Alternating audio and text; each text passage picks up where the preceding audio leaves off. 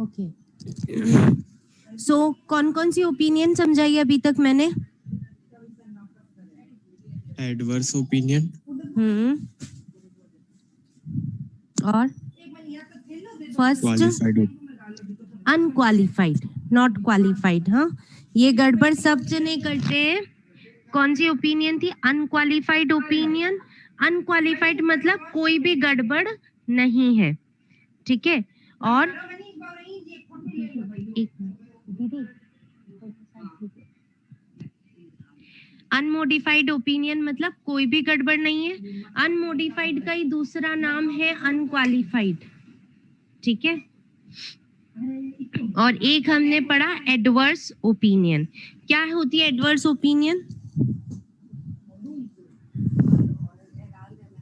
Ma'am कोई एक चीज है जो इतनी ज्यादा मतलब मटेरियल मिसस्टेटेड है कि उससे इन्वेस्टर के डिसीजन को फर्क पड़ता है। हाँ, कोई एक चीज है, वो एक चीज 1 2 से 1 to 7 से कोई भी हो सकती है। जो ऊपर मैंने 1 to 7 लिखे हैं ना पॉइंट्स, कोई ऐसी अर्थमेटिकल एरर है, या फिर आपने इतना ज्यादा डुप्लीकेशन ऑफ ट्रांजैक्शंस किया है, या फिर आपके ऑडिट एविडेंसेस, कोई ऑडिट एविडेंस ऐसा है जो आपका मैच ही नहीं हो रहा है ट्रांजैक्शन से, बुक्स ऑफ अकाउंट्स रिकॉर्डेड से, है ना।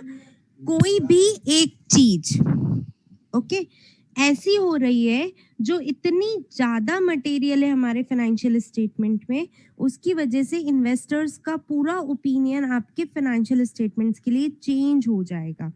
तो हम उसे कौन सी ओपिनियन इशू करेंगे? In that case we will issue adverse opinion. Adverse opinion का मतलब कि हम according to audit evidences obtained by me, your financial statements are not giving true and fair view, ठीक है। आपके financial statement true and fair view दे ही नहीं रहे हैं, ऐसा मेरे पास में प्रूफ है, इसलिए मैंने कौन सी ओपिनियन इशू करी? एडवर्स ओपिनियन इशू करा है। क्लियर सबको एडवर्स ओपिनियन? ठीक है, तो एडवर्स ओपिनियन के सामने हम क्या लिखेंगे? When there is material misstatement in financial statements, अब इसको मैं शॉर्ट में लिख रही हूँ, दैट इज ये आपके समझाने के लिए है, इसको अपनी ओन लैंग्वेज में लिख रही हूँ यहाँ पे ताकि आपको समझ में आ जाए कि अबव 1 to 7 जो पॉइंट्स हैं, answers are their answer are in negative form, ठीक है। so that and are too much material, because of this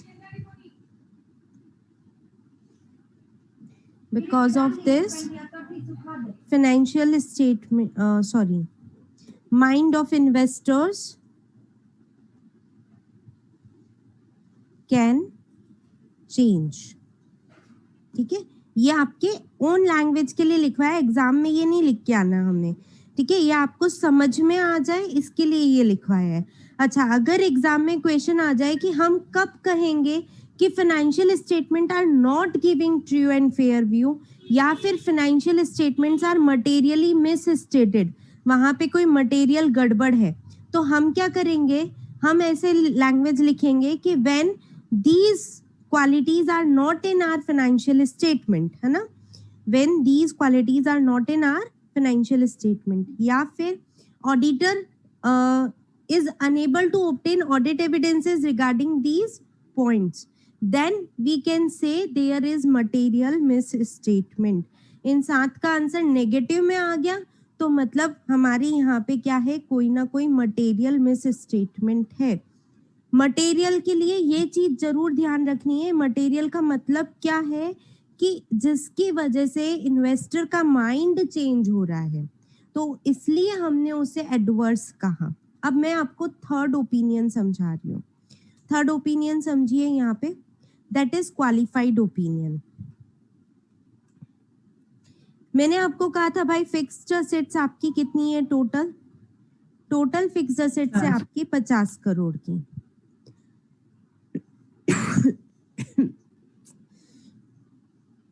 इसमें से आपके पास में लैंड थी 50 करोड़, सॉरी 25 करोड़, 30 करोड़ कर देते हैं, चलो 30 करोड़ की, ठीक है। मशीनरीज थी आपके पास में 10 करोड़ की, 15, हाँ कुछ भी लिख देते फिगर्स, कोई बात नहीं। फर्नीचर एंड फिक्सचर्स थे आपके पास में 10 करोड़ के, या 5 करोड़ के करते इसे एक बार, ठीक है। और कोई एसेट बताइए? लैंड हो गई, मशीनरीज हो गई, फर्नीचर हो गए, और अदर एसेट्स ले लेते हैं यहाँ पे अपन। कोई भी दूसरी एसेट है, वो है हमारे पास में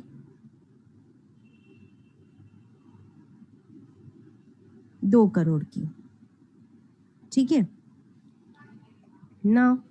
टोटल एसेट्स है आपके पास में 50 करोड़ की, ये सेग्रीगेशन है। अब अगर मान लो अदर एसेट्स में ऑडिटर ने कहा लैंड की भाई रजिस्ट्री दिखाओ, दिखा दी, एकदम सही थी। फिजिकल वेरिफिकेशन पे भी लेके चले गए कि देखो ये हमारी लैंड है, हम सेटिस्फाइड है। मशीनरी दिखाओ, मशीनरीज का वैल्यूएशन सब कुछ एकदम ओके है। फर्नीचर फिक्सचर्स दिखाओ, एकदम ओके है। डिप्रिसिएशन लग रहा है, ठीक है। अदर एसेट्स 2 करोड़ की, ये दिखाओ कहाँ पे क्या है, कौन कौन सी चीजें इसके अंदर इन्वॉल्व है। तो सामने वाला कहता है कि यार ये देखो ऐसा है कि हमारे यहाँ पे दूसरी बहुत छोटी छोटी सी चीजें काम में आती रहती है, इन सबको ये देख रहे हो ना, छोटी छोटी इतनी सारी चीजें, इन सबको मिलाकर के वैल्यूएशन 2 करोड़ होता है। तो हमने कहा कि ऐसे तो ना प्रॉपर कोई फॉर्मेट हमें दिखाओ, या प्रॉपर कोई नेम के साथ में वैल्यूएशन दिखाओ। तो उसने कहा कि यार ऐसा कोई पर्टिकुलर वैल्यूएशन है नहीं हमारे पास, हमारे अंदाजे से ये चीज 2 करोड़ की होती है, ठीक है। तो क्या ये कोई वैलिड तरीका है आपका ऑडिट एविडेंस देने का हमें? नो मैम, ऑडिट वैलिड नहीं है ना। पर क्या ये 2 करोड़ रुपए इतने इम्पोर्टेंट है कि आप मुझे लोन ही नहीं दोगे? नो मैम, इम्पोर्टेंट नहीं, इतने भी इम्पोर्टेंट नहीं है। गड़बड़ तो है। Yes ma'am. ये जो ऊपर 7 पॉइंट लिखे हैं, इन 7 में से कोई ना कोई एक पॉइंट तो इफेक्ट हो रहा है इसमें कि भाई ऑडिट एविडेंसेस मेरे को सेटिस्फाइड नहीं कर पा रहे हैं। बट वो ऑडिट एविडेंसेस जिस चीज से रिलेटेड हैं, वो इतना भी ज्यादा मटेरियल नहीं है कि मेरा ओपिनियन ही चेंज कर दे आपकी कंपनी के लिए, ठीक है। तो इस सिचुएशन में हम कौन सी ओपिनियन इशू करते हैं? क्वालिफाइड ओपिनियन, ठीक है। मतलब कुछ गड़बड़ तो है, बट दैट गड़बड़ is not too much material from the point of view of investors के पॉइंट ऑफ व्यू से, फाइनेंशियल यूजर्स के पॉइंट ऑफ व्यू से वो गड़बड़ इतनी ज्यादा इंपॉर्टेंट नहीं है कि वो उनका नजरिया आपके लिए चेंज कर दे। क्लियर सबको? ऐसी सिचुएशंस होती है तो हम कौन सा ओपिनियन इशू करते हैं? Qualified opinion.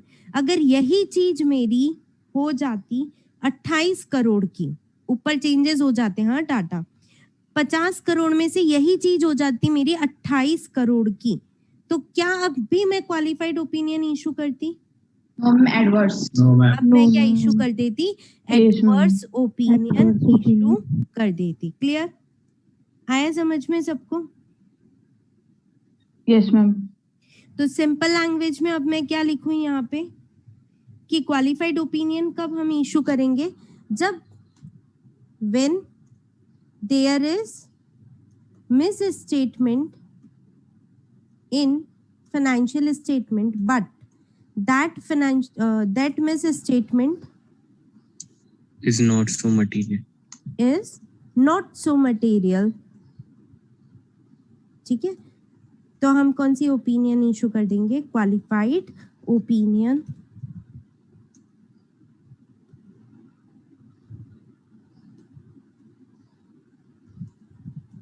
Change the opinion of investors. ये मैं आपको समझाने के लिए ऐसे वर्ड्स लिख रही हूँ। हाँ ना, एग्जाम में क्या वर्ड्स लिख के आने वो यहाँ पे नहीं लिखे मैंने, समझाने के लिए आपको ये वर्ड्स लिख रही हूँ यहाँ पे।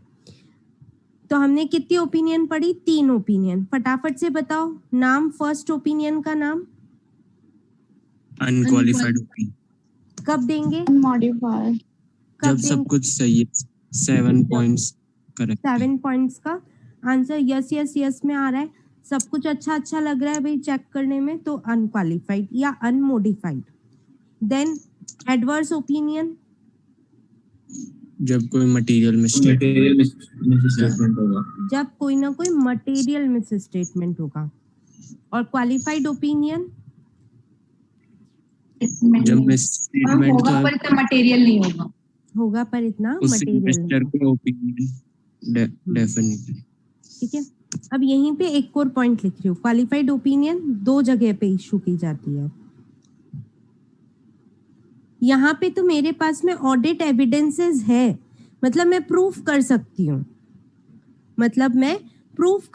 हूँ, कि भाई कोई ना कोई ऐसी चीज है जो आपके ऑडिट एविडेंसेस से मैच नहीं हो रही है। जैसे मैंने आपको कहा परचेजेस का ये ट्रांजैक्शन है, आपकी टोटल परचेजेस है 50 करोड़ की, 50 करोड़ में से कोई 1 करोड़ का ट्रांजैक्शन है, उसके ऑडिट एविडेंसेस मुझे मिले नहीं। तो अब बताओ मैं कौन सा ओपिनियन इशू करूंगी, एडवर्स या क्वालिफाइड? 50 करोड़ में से 1 करोड़ का क्वालिफाइड, क्योंकि इतना ज्यादा मटेरियल नहीं है। 50 करोड़ में से 1 करोड़ का अमाउंट है ना। तो नाउ यहाँ पे क्या है, मेरे पास में प्रूफ है कि आपने मुझे इन ट्रांजैक्शंस के ऑडिट एविडेंसेस नहीं दिए, इसलिए मैं कह रही हूँ कि आपके यहाँ पे कोई गड़बड़ तो है, but that is not too much material. Okay, now एक और तरीका है जब हम क्वालिफाइड ओपिनियन इशू कर सकते हैं। एक और पॉइंट्स निकल के आते हैं जहाँ पे हम क्वालिफाइड ओपिनियन इशू कर सकते हैं। केस है ऐसा क्या कि मुझे पता तो चल रहा है कि कोई गड़बड़ है, बट मेरे पास कोई एज सच ऑडिट एविडेंस नहीं है। कैसे?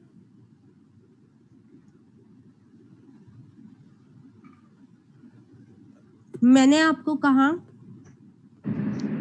कि मुझे जो मैंने अभी अभी आपको एग्जांपल दिया था कि इन अदर एसेट्स का वैल्यूएशन बता दो मुझे, ठीक है, कि ये 2 करोड़ रुपए आपके बने कैसे।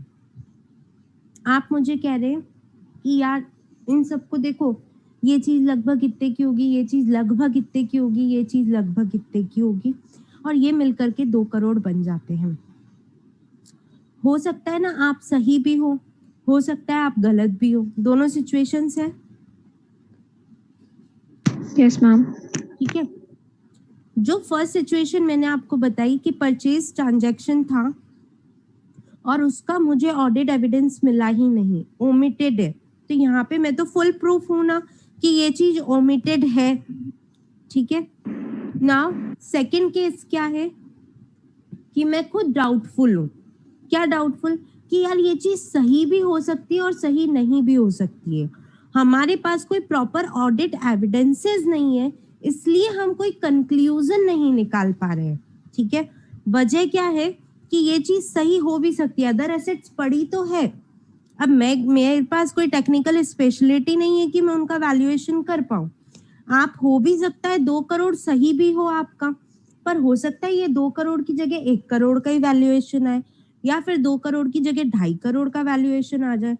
अब मेरे पास में कोई ऑडिट एविडेंसेस नहीं है ऐसी चीज के लिए जो इतनी ज्यादा मटेरियल नहीं है कि इन्वेस्टर्स का ओपिनियन चेंज हो जाए।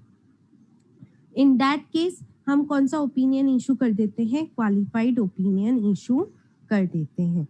क्लियर? क्वालिफाइड ओपिनियन 2 सिचुएशंस में इशू हुआ। फर्स्ट, जब मेरे पास में ऑडिट एविडेंसेस है कि आपके यहाँ पे कोई गड़बड़ तो है, बट गड़बड़ is not so material. Second, मेरे पास में I am unable to express any opinion on your misstatement. क्यों unable to express any opinion? क्योंकि मेरे पास में उससे रिलेटेड कोई ऑडिट एविडेंसेस ही नहीं है। जैसे मान लो एक और एग्जांपल देती हूँ, वो एग्जांपल डिस्क्लेमर समझाने के बाद में दूंगी। अभी समझ में आए second type? Ma'am second type में अमाउंट कितना होएगा, मतलब जैसे ज्यादा होएगा या कम? Not so material. तो फिर तो मतलब फर्स्ट वाले में सिर्फ इसका एविडेंस का ही अंतर है क्या? हाँ, सिर्फ एविडेंस का ही अंतर है। क्वालिफाइड तभी इशू होगा जब अमाउंट नॉट सो मटेरियल है, ठीक है। बस सिचुएशंस क्या है, मैंने आपको सिचुएशन बताई। एक में हो सकता है उसके पास में ऑडिट एविडेंसेस है कि अमाउंट इतना मटेरियल तो नहीं है, बट हमें इसके ऑडिट एविडेंसेस ही नहीं मिले। एक तरीका है कब क्वालिफाइड ओपिनियन, कि जो चीज आपने एंट्री करी है वो मटेरियल नहीं है, ठीक है, बट मेरे पास में भी ऐसे कोई ऑडिट एविडेंसेस नहीं है जिससे मैं आपको पूरा 100% रॉन्ग प्रूफ कर पाऊं, है ना। क्यों? क्योंकि आपके पास में इतनी सारी अदर एसेट्स पड़ी है, मुझे दिख रहा है पड़ी है, हाँ, तो एग्जिस्टेंस तो है उसका। पर अब बात आती है कि भाई वैल्यूएशन 2 करोड़ रुपए है या नहीं है। तो आप बोल रहे हो यार इतना इतना इतना इतना जोड़ोगे तो देखो 2 करोड़ हो जाता है, पर मैं बोलूंगी हम ऐसे इतना इतना नहीं कर सकते ना, हमें तो फुल प्रूफ ऑडिट एविडेंसेस चाहिए। तो आप बोल रहे हैं हमारे पास ऐसा कोई ऑडिट एविडेंस है नहीं। तो अब I am unable to express any opinion. क्यों अनेबल टू एक्सप्रेस? क्योंकि आपका कहना भी सच हो सकता है ना, बट एग्जैक्टली 2 करोड़ रुपए आए ये जरूरी नहीं है। आपके कहने के हिसाब से 1.5 करोड़ भी हो सकता है और 2.5 करोड़ भी हो सकता है। अब मेरे पास में तो ऐसी कोई टेक्निकल स्पेशलिटी है नहीं कि मैं आपके टूल्स का वैल्यूएशन करने बैठ जाऊं, ठीक है। और ये अमाउंट इतना कोई मेजर भी नहीं है कि मैं बाहर से एक्सपर्ट बुला लूं कि ले भाई टूल्स का वैल्यूएशन कर। इतना खर्चा कौन उठाएगा 2 करोड़ रुपए की चीज के लिए, क्योंकि ये हमारे लिए इतना मटेरियल ही नहीं है। तो ऐसे केसेस में हम देते हैं qualified opinion. Clear? Yes ma'am. Yes, ma'am. Express any opinion over transaction or account balance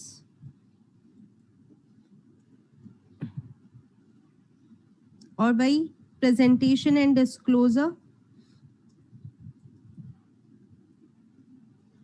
but that is not too much material, ठीक है। ब्रैकेट में लिख रही हूँ। क्यों नहीं दे सकते हम? क्योंकि हमारे पास एब्सेंस ऑफ ऑडिट एविडेंसेस है, इसलिए हम अनेबल हैं। क्लियर? अब समझिए last opinion, disclaimer of opinion. Incomplete records chapter पढ़ा है? Yes ma'am. जो आरबीएसई से उन्होंने 12th में भी पढ़ा होगा और जो सीबीएसई से होंगे उन्होंने इंटर में पढ़ा होगा। पढ़ा तो सबने है। क्या होता है इनकम्प्लीट रिकॉर्ड्स? क्या होता है थोड़ा सा बताओ। मैम जैसे या तो कभी किसी के यहाँ पे ना फायर लग तो उसकी सारी चीज डिस्ट्रॉय हो जाती है, डिस्ट्रॉय हो जाती है। अब मान लो आपकी कंपनी है, ठीक है, मान लो आपकी कंपनी है, मार्च चल रहा था, मार्च में आग लग गई, ठीक है। जितने भी अकाउंटिंग डाटा थे सारे, क्योंकि कंप्यूटर्स जल गए, कभी बैकअप लिया ही नहीं था, अकाउंटिंग डाटा खत्म, है ना। जो भी पेपर थे आपके पास में सारे जल गए। ऑडिट का टाइम आया, मैं आई, मैंने कहा भाई लाओ अकाउंटिंग डाटा, तो आपने मुझे क्या कहा? सारे जल गए। कहाँ से लाए? ठीक है, तो अब आप मुझे थोड़ी थोड़ी इंफॉर्मेशन प्रोवाइड करवाते हो। क्वेश्चन में रहता है ना, डेटर का क्लोजिंग बैलेंस इतना है, इतना फिक्स एसेट्स पड़ा था, रहता है मिसिंग फिगर्स, यस है ना। तो आपने मुझे कहा कि बट फिर भी ना मैंने थोड़ा थोड़ा अरेंज किया है। देखो डेटर्स से वापस से ना, मेरे को याद था कि मेरे ये डेटर्स हैं, तो मैंने इनको बोला कि भाई आपकी बुक का लेजर मुझे भेज दो, और लेजर भेजा तो मेरे पास डेटर का क्लोजिंग बैलेंस तो आ गया। ठीक है, डेटर का क्लोजिंग बैलेंस। टोटल परचेज कितनी हुई? कि यार अब मैं सबसे तो इतना मेरे को भी याद नहीं है कब किसके क्या ट्रांजैक्शंस हुए थे, है ना, और कितनी पार्टीज से परचेजेस होती है, एज सच मुझे नाम भी याद नहीं है। नाम तो केवल 2-3 बड़ी पार्टीज के याद रहते हैं। तो बड़ी पार्टीज की ये परचेजेस तो ले ली थोड़ी थोड़ी, ये सारी क्रेडिट पे थी, ठीक है, क्योंकि बड़ी पार्टीज को हम क्रेडिट पे लेते थे उनसे परचेजेस। अब कैश में भी बहुत सारी परचेज हुई थी। अब वो तो हम किसी से भी कभी भी कितना भी उठा लेते हैं माल, और हमें पार्टीज के नाम भी कोई याद नहीं है, तो हमें नहीं पता कैश में कितनी हुई थी, ठीक है। सेल्स बताओ, सेल्स तो हम बता ही नहीं सकते क्योंकि हमारे क्रेडिट सेल होती नहीं थी, सारी कैश सेल होती थी, ठीक है। थोड़ी बहुत क्रेडिट सेल होती थी तो डेटर के अकाउंट से वो निकल जाएगी आपकी, पर कैश सेल मेन फिगर था हमारा, वो हमें पता नहीं है। ऑन एन एवरेज है ना, हमारी इतनी करोड़ की सेल हो गई थी। अब ये भी ऑन एन एवरेज, ठीक है। अलग अलग एक्सपेंसेस बताओ, वो तो हम कैसे बताएं, हमें इतना पता है हमारे यहाँ पे 10 एम्प्लॉय थे, सबको 1000 रुपए की सैलरी देते थे, तो मंथली 10,000 सैलरी, तो ईयरली 10,000 इंटू 12 1,20,000 की सैलरी होती थी। सैलरी बता सकते हैं, पेट्रोल डीजल कितना भरवाया हमें नहीं पता, ठीक है। ट्रेवलिंग एक्सपेंसेस कितने की हमें याद नहीं है, ठीक है, मतलब तुम्हें खर्चे भी पता नहीं है। और कोई अदर इनकम हुआ करती थी, हाँ कमीशन इनकम हुआ करती थी, कहीं से जुगाड़ सकते हो कि नहीं, नहीं जुगाड़ सकते। अब फाइनेंशियल स्टेटमेंट का आप कौन सा पॉइंट मुझे विथ ऑडिट एविडेंसेस दे रहे हो, कुछ दे रहे हो with audit evidences? No ma'am. ठीक है। अब जब मेरे पास में ऑडिट एविडेंसेस ही नहीं है, ठीक है, तो क्या मैं आपके फाइनेंशियल स्टेटमेंट पे ओपिनियन इशू कर सकती हूँ? क्या मैं? No ma'am. नहीं कर सकती। हो सकता है भाई आपने सही बनाए हो, जो थोड़े बहुत बनाए, हम क्या करेंगे, हम कोशिश करेंगे इनकम्प्लीट रिकॉर्ड्स बनाने की, ठीक है। कोशिश करी, चलो इनकम्प्लीट रिकॉर्ड्स बनाते जो आप अकाउंटेंसी में सीख चुके हो, ठीक है। उसके हिसाब से हमने क्या किया, एक प्रॉफिट जो निकाला, वो बताओ वो एस्टिमेटेड आता है या फिर वो एग्जैक्ट आएगा? जो आप इनकम्प्लीट रिकॉर्ड्स वाले चैप्टर में अकाउंट्स में प्रॉफिट फाइंड आउट करते हो, जो भी फाइनेंशियल पोजीशन फाइंड आउट करते हो, वो आप कह सकते हो 100% यही होगी उसकी रियल में। No ma'am, estimates. हर चीज आप एस्टिमेटेड लेते हो, इसलिए वहां पे बैलेंस शीट का नाम बैलेंस शीट नहीं लिखते हो, क्या लिखते हो? Memorandum. Statement of statement of statement. Statement of affairs. क्यों स्टेटमेंट ऑफ अफेयर्स? क्योंकि हर एक चीज एक्चुअल नहीं है, सब कुछ आपने एस्टिमेटेड लिखा, क्लोजिंग स्टॉक एस्टिमेटेड लिख दिया, भाई इतना होगा हमारे हिसाब से, है ना। परचेजेस, ठीक है यार, कैश सेल अगर मैं देखूं तो इतना अप्रोक्स हुआ होगा, हर चीज अप्रोक्स है, तो कोई भी चीज एक्यूरेट नहीं है। जब आपके पास में कोई भी चीज एक्यूरेट नहीं है, तो ऑडिटर ऑडिट एविडेंसेस के बिना कोई ओपिनियन देने में एबल नहीं है, ठीक है। क्या मैं इस केस में adverse situation, adverse opinion issue करूंगी क्या? No ma'am. एडवर्स कब इशू करते? When we have audit evidence. Audit evidences है कि भाई ये गड़बड़ है तेरे ना, मेरे पास यहाँ पे कोई भी ऑडिट एविडेंसेस नहीं है कि आपके फाइनेंशियल स्टेटमेंट में गड़बड़ होगी या नहीं होगी। I am unable to express any opinion, क्योंकि मेरे पास ये ओपिनियन फ्रेम करने के लिए जो मेरा सोर्स है ऑडिट एविडेंसेस वही नहीं है, तो मैं कैसे कोई ओपिनियन दे दूं? अच्छा, अब ये मुझे बताओ, ये चीज मटेरियल है या नहीं है? मैम ये भी कैसे पता चलेगा?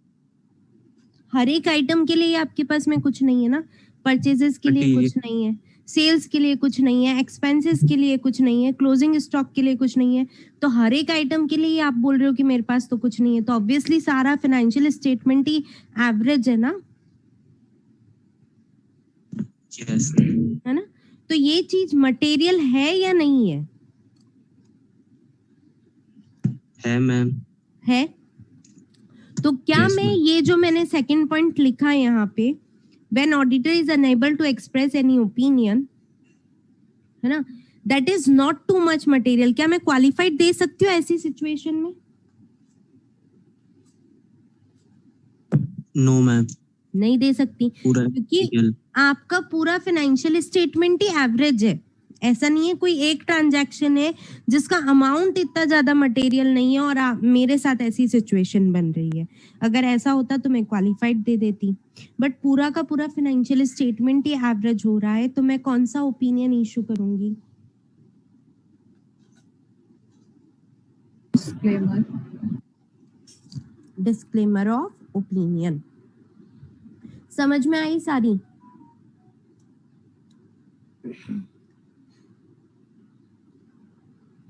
Yes ma'am.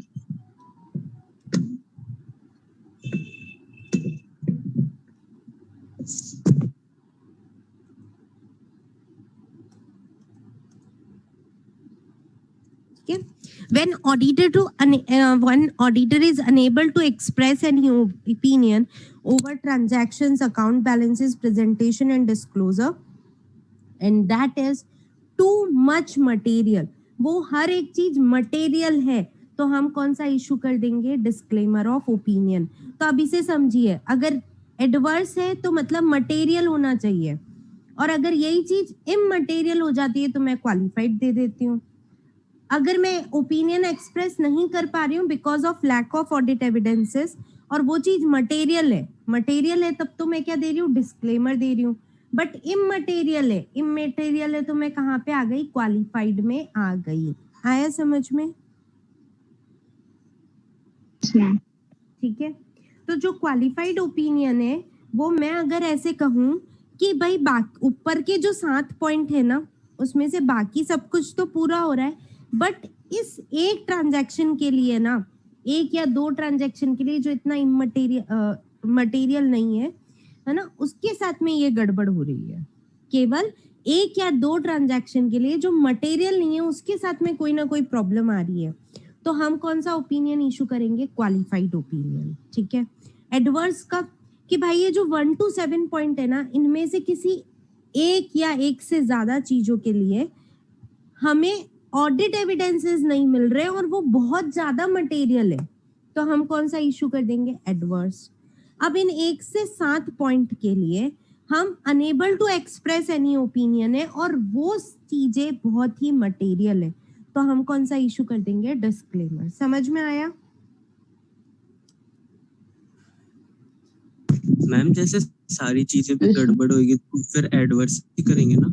हाँ, सारी चीजें गड़बड़ है और आपके पास में ऑडिट एविडेंसेस है कि ये गड़बड़ है चीजें, मतलब आप पूरे 100% सेटिस्फाइड हो कि यार गड़बड़ है, कोई ना कोई फ्रॉड है, कोई ना कोई एरर है, तो हम एडवर्स इशू करेंगे।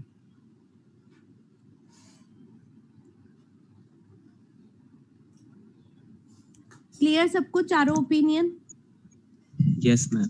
Ma'am. तो क्या टाइम हो गया? ओके, हमारा टाइम भी हो गया है। आपको होमवर्क बताती हूँ। आज आपको क्या करना है? ये पढ़ना है। 1 मिनट, हाँ, लीव मत करना कोई भी। अनमोडिफाइड ओपिनियन पढ़िए। If auditor has no reservation, reservation कुछ भी नहीं है, मतलब उसका मन एकदम सेटिस्फाइड है, उसके पास ऐसा कोई पॉइंट नहीं है कि वो बोले कि भाई मैं अपना ओपिनियन सही नहीं दे सकती। No reservation with respect to, किसके रेस्पेक्ट में? Any material item of financial statement. Word क्या लिखा मैंने? मटेरियल। क्यों लिखा है यहाँ पे वर्ड मटेरियल? अगर मैं लिखती any item of financial statement तो मतलब मैंने हर एक आइटम को चेक किया, इसलिए बोल रही हूँ एनी आइटम। बट हम क्या करते हैं? टेस्ट चेक करते हैं, तो टेस्ट चेक मटेरियलिटी के हिसाब से करते हैं, तो इसलिए वर्ड लिखना जरूरी है एनी मटेरियल आइटम, कि फाइनेंशियल स्टेटमेंट के जो आइटम्स मैंने चेक करे हैं मटेरियल आइटम, उनमें कोई भी गड़बड़ नहीं है, उनमें कोई भी रिजर्वेशन मेरा नहीं है। 1 to 7 पॉइंट्स जो थे मटेरियलिटी के हिसाब से मैंने चेक किए और उनके रिगार्डिंग मेरे लिए कोई भी गड़बड़ नहीं है। आइटम्स क्या हो सकते हैं? वो 3 item, transactions, events, presentation, disclosure and account balances. Now कोई भी मटेरियल गड़बड़ नहीं है, कोई भी मटेरियल आइटम के लिए कोई भी रिजर्वेशन नहीं है। And on the basis of audit evidences obtained by me, यानी मैंने जो भी ऑडिट एविडेंसेस ऑब्टेन किए हैं उनके हिसाब से मैं ये कंक्लूड करती हूँ, उसके हिसाब से मैं ये कंक्लूड करती हूँ that financial statement as a whole, क्योंकि कंक्लूजन हमेशा पूरे फाइनेंशियल स्टेटमेंट पे दिया जाता है, इसलिए वर्ड लिखा है एज अ होल। ये कीवर्ड्स होते हैं जो हमें याद रखने चाहिए हमारे एग्जाम में, ठीक है। और मैं क्या दे रही हूँ साथ में, कंक्लूजन दे रही हूँ कि financial statement as a whole are free from material mis statement, मतलब वो जो 7 पॉइंट थे उनमें कोई भी ऑडिट एविडेंसेस में प्रॉब्लम नहीं है, सारे audit evidences are matched with the transactions. In that case सब कुछ क्या है, अच्छा अच्छा है, तो हम कौन सी ओपिनियन इशू करेंगे, अनमोडिफाइड ओपिनियन इशू करेंगे। क्लियर सबको लिखा हुआ फ्लो चार्ट के हिसाब से? Yes ma'am. अब आइए, ये चीज अपन कल पढ़ेंगे, है ना। ये चीज मॉडिफाइड ओपिनियन जो मैंने समझाया वो तो समझा दिया, लिखावा क्या है, क्योंकि थोड़े कीवर्ड्स हैं, इन कीवर्ड्स को हम कल समझेंगे। आज आप एक बार रीड करना, आपको कितना समझ में आ रहा है इसमें से, फिर अपन कल रीड करते हैं। ओके,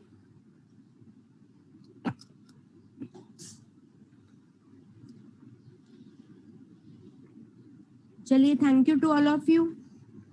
मैम आप ये भेज दीजिएगा।